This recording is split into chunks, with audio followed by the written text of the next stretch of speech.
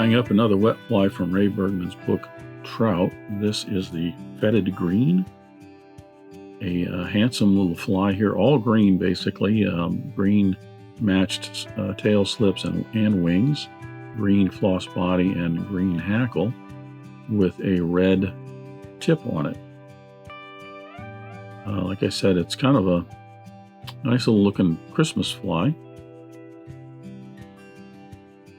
But it's just a fun little easy fly to tie.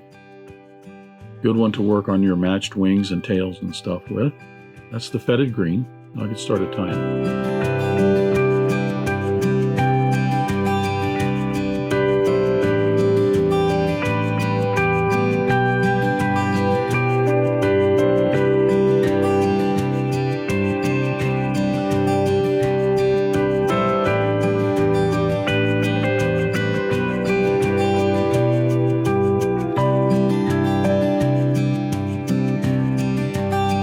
I'm going to start the Feted Green with my hook on the vise. This is a Mustad 33.99 in a size 8.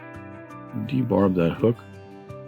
I'm going to attach my thread. There is a green floss body and a red tag on this, or tip I should say, and so I'm going to start off with a 70 denier Danville in white because I don't want to darken up that floss body. I'm going to attach my thread about an eye length behind the eye of the hook, advancing this down the shank to just a little bit past the point of the hook. This is where I'm going to tie in the tip. The tip is just some red floss. I'm using a Danville 4-strand rayon in red. I'm only using 3 strands of this though, and actually I'm only wrapping 2 strands in for the actual tip. And the reason is, 1, on the smaller hook I can get by with that, but 2, you got to remember, you're going to be adding, every little bit here is going to add bulk to the body right here. I'm going to advance my thread down, and I'm going to go down the hook bend just a little bit, probably even with the barb right there, and then back up.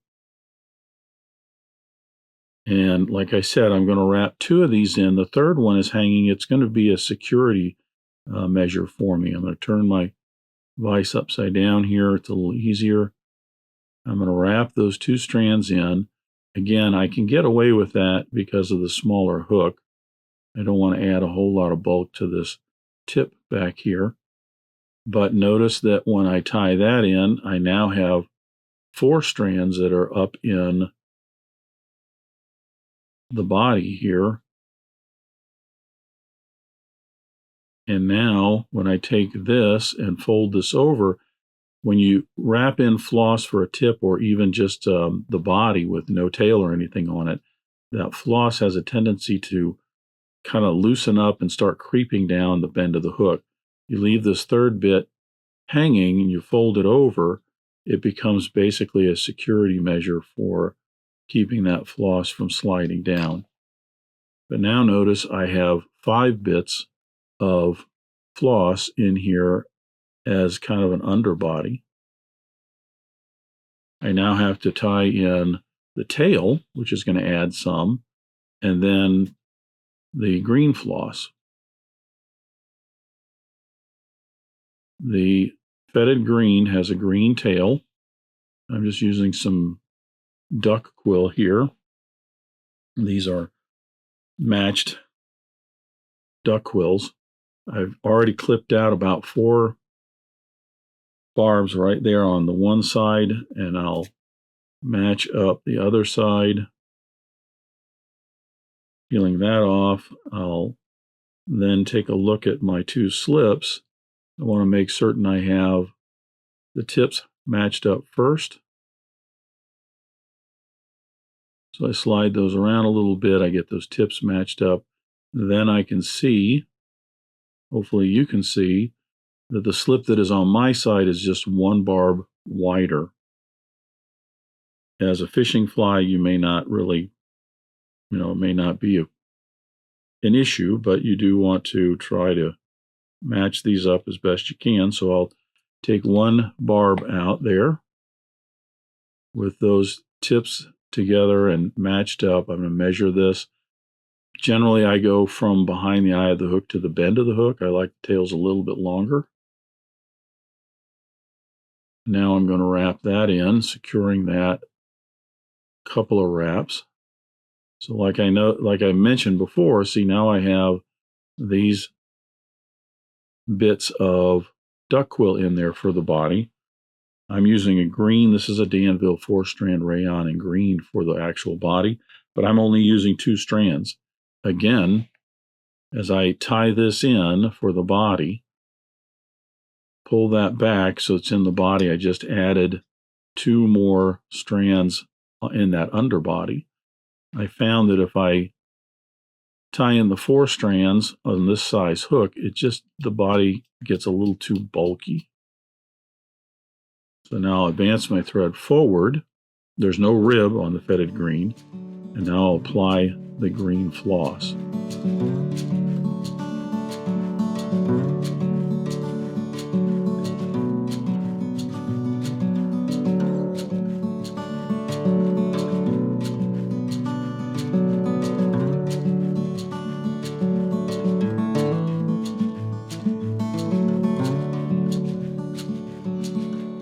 Securing the green floss in, I'll trim away the excess. Now I'm going to change over. I'm going to bring my thread down to behind the eye of the hook. I'm going to change over to my black thread. This is a Danville 70 denier in black.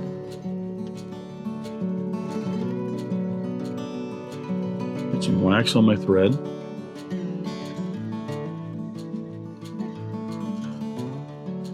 Attach my thread behind the eye of the hook.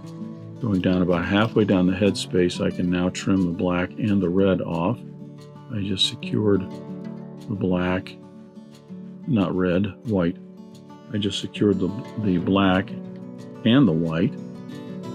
Advance my thread down to the end of the head space. This is where we're going to tie in the wing. The wing is the same green duck that I'm going to use. I'm going to cut 2 slips here that are going to be about as wide as the gap of the hook.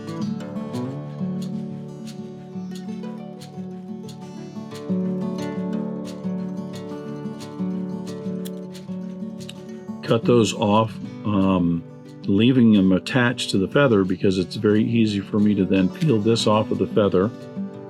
And while still holding that in my hand, I can lay this feather right on top, pinch them and peel that off. So I don't lay them on the table and then have to pick them up and fiddle with them in my fingers. Again, get the tips matched up here. And then I'll see the slip on my side has a couple of extra barbs in there. So I will peel those out. I like the wings to be actually a little bit less than the gap of the hook. I find they look just a little bit better. With those tips still matched up, I'm going to place those up here. I want the tips to go about halfway down the tail.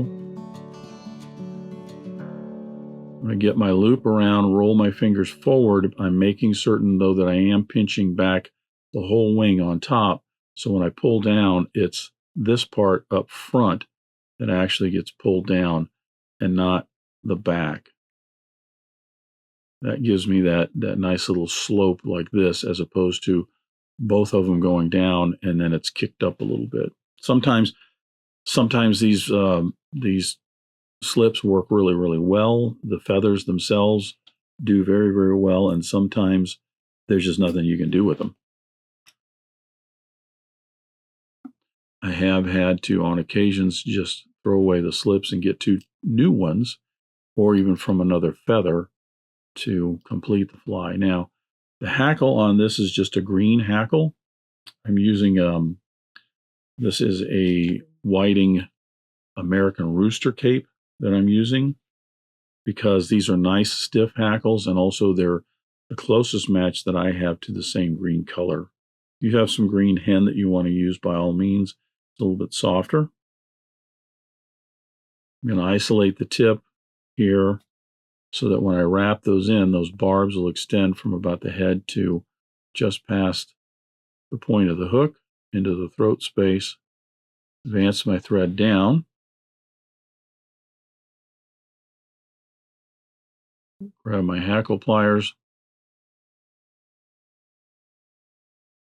and now I'll tie that in. I'll get 3 wraps of this hackle in. There's 1, advancing myself right down to behind the eye of the hook, and then 3.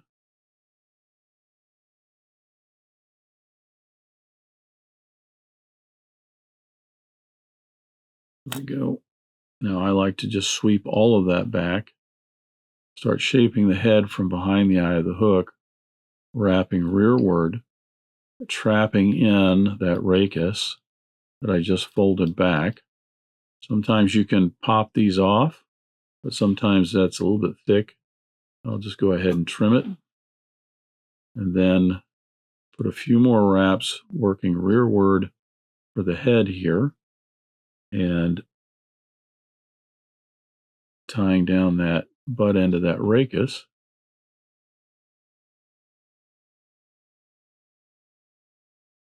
And that makes the head of the fly. Now, I'm not going to worry about that little bit right there because the black lacquer will cover that up when I apply that. That's one thing with all of this going on. You don't want to end up bulking up the head itself too much. Flatten my thread and put in my whip finish. Often the whip finish will cover up any little bits that are still showing.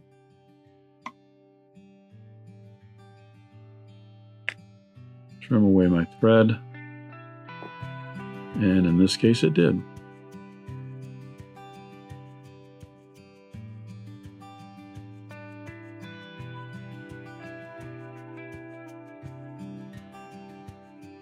Separate those so that they look a little nicer. There we go.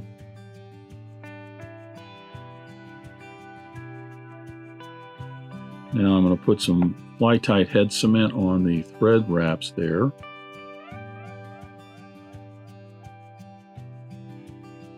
Just a little bit to soak down in there, securing all those thread wraps. I'll come back, put a couple coats of a clear lacquer on there, and then a top coat or 2 of black lacquer.